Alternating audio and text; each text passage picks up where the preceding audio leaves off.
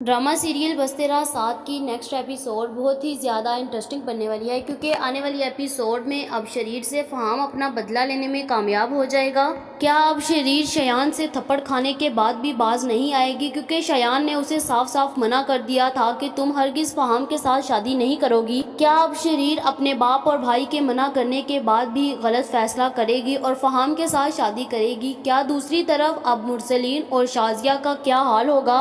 क्या फ़हाम को सचमुच शरीर के साथ मोहब्बत है, या फिर सिर्फ और सिर्फ वो अपने भाई का बदला लेने के लिए उससे ये सब कुछ करवा रहा है? आने वाली एपिसोड में शरीर जैसे ही तैयार होकर घर से बाहर जा रही होती है तो उसी वक्त शाजिया उसको रोक लेती है और कहती है कि बेटा मेरी बात सुनो, तुम्हें पता है कि इंसान मर जाता है लेकिन उसकी बातें हमेशा दिल में जिंदा रहती हैं, और तुम्हें पता है कि तुम्हारी बातें किस कदर तुम्हारे बाप को चुभी हैं। तुम्हारा बाप इस कदर डिसहार्ट हुआ है कि वो मैं ही जानती हूँ। उसको बहुत अफसोस हुआ, उसने मुझे कहा कि मैंने हमेशा अपनी औलाद को इतना प्यार मोहब्बत दिया। आज जब उनकी शादियाँ करने के फैसले अब मेरे इख्तियार में होने चाहिए, लेकिन आज जब ये फैसला करने का हक मुझे होना चाहिए, लेकिन आज वही हक मेरी औलाद खुद यूज कर रही है, और अगर मैं उनको मना कर रहा हूँ तो वो आगे से मुझे बहुत ज्यादा नखरे दिखा रहे हैं। आगे से मुझे इस कदर बातें सुनाई जा रही हैं कि मुझे अपनी ही तरबियत पर अफसोस हो रहा है। जहाँ पर वो उसे कहती है कि बेटा सोच समझ कर बोलती, तुम्हें नहीं पता कि तुम्हारा बाप है और वो किस कदर डिसहार्ट हुआ है। तुम्हें कुछ तो शर्म करनी चाहिए थी कि तुम्हारे बाप को तुम्हारी बातें बुरी लगेंगी। जिसके बाद शरीर कहती है कि मामा मेरे साथ ये बातें मत करें, क्योंकि बाबा की अपनी ही गलतियां हैं। बाबा के आगे सब कुछ उनकी अपनी ही गलतियों का नतीजा आ रहा है,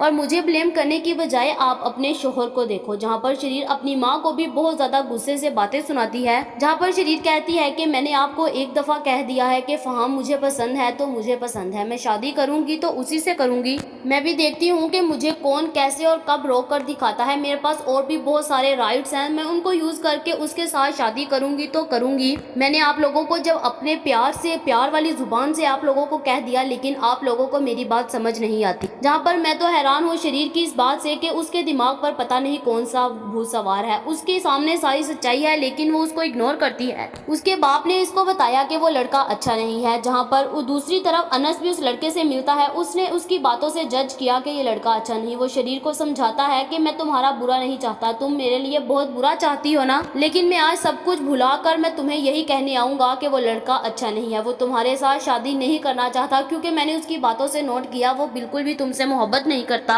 वो सिर्फ और सिर्फ कुछ ना कुछ बदला ले रहा है, और ये मेरी बात याद रखना कि तुम्हें बहुत बड़ा धचका लगेगा, इसीलिए आज ही समझकर फैसला करो। जहाँ पर दूसरी तरफ शाजिया इसको बताती है, कहती है कि तुम जो मर्जी कर लो, तुम्हारा बाप कभी भी यहाँ पर राजी नहीं होगा, और अगर राजी हो भी जाएगा तो वो तुम्हें दोबारा इस घर में एंटर नहीं होने देगा। जहाँ पर शरीर भी कहती है कि मुझे इस घर में बाद में आना ही नहीं है, मैं तो अपनी जिंदगी को एंजॉय करूंगी और अपनी लाइफ को और ज्यादा खूबसूरत बनाऊंगी। जहाँ पर शाजिया उसे कहती है कि बेटा मैं तुम्हें फिर से एक माँ होने के नाते तुम्हें फिर से समझा रही हूँ, वो लड़का अच्छा नहीं है, तुम दूर हो जाओ, तुम्हारे लिए अच्छा है। लेकिन उसकी बात कोई भी नहीं सुनता, और उसी वक्त वो अपना बोरिया बिस्तर उठाती है और शरीर अपने कॉलेज के लिए निकल जाती है और कहती है कि मुझे लेट हो रहा है। जहाँ पर कॉलेज तो सिर्फ एक बहाना है, ये तो सिर्फ और सिर्फ उसके साथ मिलने के लिए जाती है। और उसी वक्त फ़हाम को वो कॉल करती है, उसको बताती है कि हाँ बताओ अब मुझे कहाँ पर मिलना है। वो उसको बताती है कि मेरे घर वाले मान नहीं रहे, मेरे बाबा ने साफ साफ कह दिया है कि मुझे वो लड़का पसंद नहीं। शयान ने आज मेरे मुंह के ऊपर थप्पड़ मारा और कहा कि वो लड़का अच्छा नहीं, और तुम कौन होती हो कि मैं शादी करूं। मैंने उसको कहा कि तुम होते कौन हो मुझे रोकने वाले।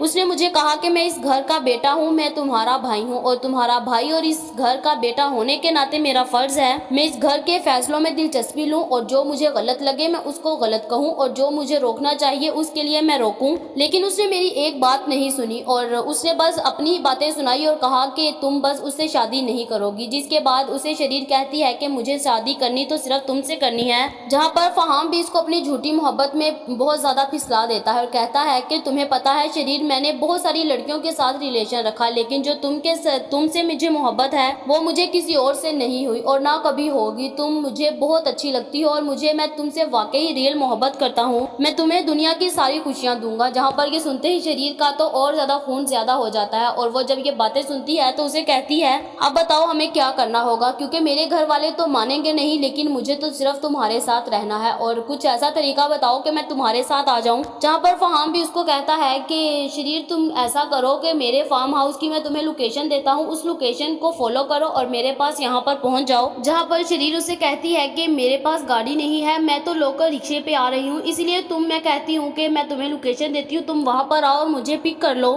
جہاں پر فہام اسی وقت لیٹ نہیں کرتا اور اسی وقت اس کو لینے کے لیے وہاں پر پہنچ جاتا ہے، اور جیسے اس کو لینے کے لیے آتا ہے تو رستے میں اتنی زیادہ چکنی چیڑی باتیں کرتی ہے کہ شریر کو بالکل بھی شک نہ ہو کہ وہ اس کے ساتھ کیا کرنے والا ہے۔ جہاں پر فہام اس کو رستے میں منا لیتا ہے اور کہتا ہے کہ ہم دونوں نکاح کر لیتے ہیں، کیونکہ جب ہم لوگ نکاح کر لیں گے تو پھر تمہارے ماں باپ کو اپنی عزت بچانے کے لیے خود ہی رخصتی اپنے ہاتھوں سے کرنی ہوگی، اس لیے میرا تو خیال ہے کہ ہم یہی کرتے ہیں، کیونکہ کہتے ہیں نا کہ اگر گھی سیدھی انگلی سے نہ نکلے تو اس کے لیے ٹیڑھی کرنی پڑ جاتی ہے، اسی لیے جب تمہارے گھر والے اب نہیں مان رہے تو ہمیں اب ان کو خود بنانا ہوگا۔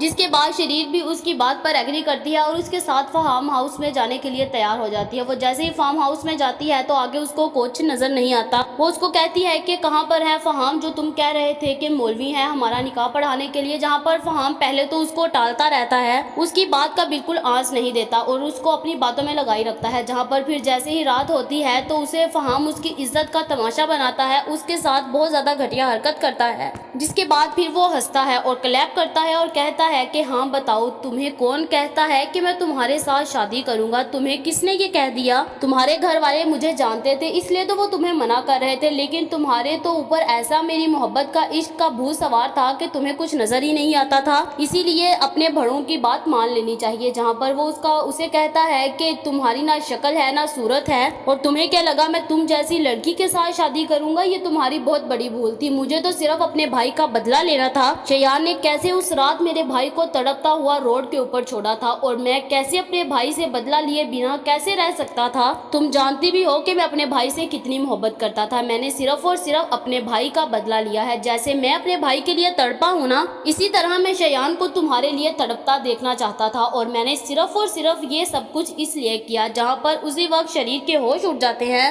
وہ روتی ہے کہ تم نے تو میری عزت کا تماچا بنا دیا، جس کے بعد وہ روتی ہوئی اس کی حالت بہت خراب ہوتی ہے، اپنے گھر پہنچتی ہے۔ جیسے ہی آگے سے شازیہ اس کو دیکھتی ہے اس کے رنگ اٹھ جاتے ہیں اور حیران ہوتی ہے کہ میری بیٹی کے ساتھ یہ سب کچھ کس نے کر دیا، جس کے بعد اس کو پہلے ہی ڈاؤٹ ہوتا ہے کہ یہ سب کچھ کرنے والا کوئی اور نہیں صرف اور صرف فہام ہے، کیونکہ اس کو روکا تھا فہام اچھا لڑکا نہیں۔ جہاں پر اسی وقت اس کا باپ بھی آ جاتا ہے اور شیان بھی آ جاتا ہے، سب بہت زیادہ حیران ہوتے ہیں کیونکہ اس کی حالت ہی اس طرح کی ہوتی ہے، وہ بیچاری اس قدر رو رہی ہوتی ہے کہ میرے ساتھ اچھا نہیں ہوا۔ جہاں پر پھر اسی وقت وہ فہام کی ساری سچائی ان کے سامنے لاتی ہے اور اسی وقت شریر اٹھتی ہے اور شیان کے منہ کے اوپر ایک زوردار تھپڑ مارتی ہے اور کہتی ہے کہ بابا سب کچھ اس کی غلطیوں کا نتیجہ ہے۔ وہ شیان سے کہتی ہے کہ اس رات کو یاد کرو جس رات تم نے فہام کے بھائی کا ایکسیڈنٹ کیا اور اس کو تڑپتا ہوا روڈ کے اوپر چھوڑ کر آ گئے تھے۔ فہام اپنے بھائی سے بہت زیادہ محبت کرتا تھا اور وہ اسی طرح جس طرح وہ خود تڑپا تھا اس طرح شیان کو تڑپانا چاہتا تھا۔ اس نے صرف اور صرف اپنے بھائی کا بدلہ لینے کے لیے مجھ سے جھوٹی محبت کی، مجھے اپنے محبت کے جال میں پھنسایا اور میں پھنس گئی۔ مجھے اس نے کہا کہ مجھے پتا تھا کہ میں تمہیں جیسے ہی جس دن میں نے تمہیں پہلے دن دیکھا تھا جب آپ لوگ معافی مانگنے کے لیے ہاسپٹل آئے،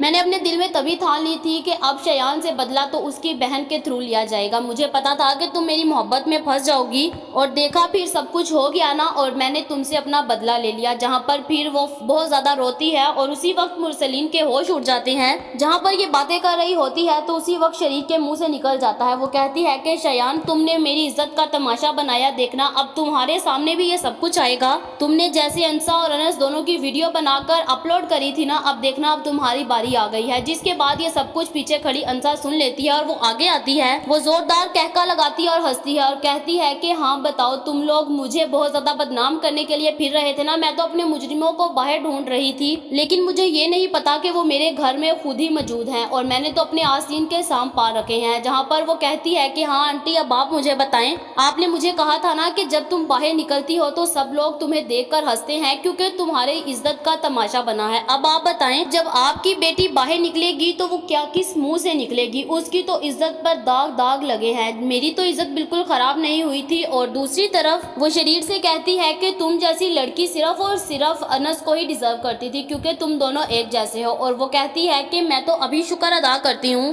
مجھے انس جیسا پاک صاف لڑکا ملا جس نے مجھے اپنی محبت اور پاک صاف رشتے میں رکھا ہوا ہے، جس کے بعد وہ کہتی ہے آنٹی کسی کے اوپر بات کرنے سے پہلے یہ بات سوچ لے کہ آپ لوگوں کے آگے بھی آنی ہے، جہاں پر پھر اسی وقت مرسلین کو احساس ہوتا ہے۔ انسا کہہ دیتی ہے کہ اب میں بالکل بھی کسی کو معاف نہیں کروں گی، میں تو اپنے مجرموں کو گن گن کر بدلہ لے کر سزا دوں گی، جس کے بعد انسا کہتی ہے کہ میں ابھی پولیس کو کال کرتی ہوں تاکہ وہ آئے اور آ کر میرے مجرم کو پکڑ کر لے کے جا سکے، جہاں پر اسی وقت مرسلین اس کے آگے گڑ گڑاتا ہے اور کہتا ہے کہ بیٹا میرے بیٹے کو معاف کر دو، اس سے غلطی ہو گئی ہے، تم لوگوں کے آگے نام آدھا گھر کا حصہ ہے نا، میں اپنا گھر کا سارا حصہ تم لوگوں کے نام کر دوں گا، میری جتنی پراپرٹی ہے سب تمہارے نام کر دوں گا، لیکن میرے بیٹے کو تم جیل میں مت پہنچاؤ۔ جہاں پر انسا کہتی ہے کہ انکل کیا میں بک جاؤں گی؟ یہ آپ نے سوچ کیسے لیا؟ میں تو اپنا بدلہ لے کر رہوں گی، اس کے لیے مجھے جو مرضی کرنا پڑ جائے۔ جہاں پر بھی مرسلین کے تو ہوش اڑ جاتے ہیں کہ اب تو انسا کبھی بھی اپنی بات سے پیچھے نہیں ہوگی۔ جہاں پر دوسری طرف انس بھی انسا کو کہہ دیتا ہے کہ انسا تم جو کرو گی میں تمہارے ساتھ کھڑا ہوں، اور انسا کو یہی بات بہت حوصلہ دیتی ہے اور وہ اپنی بات پر قائم رہتی ہے۔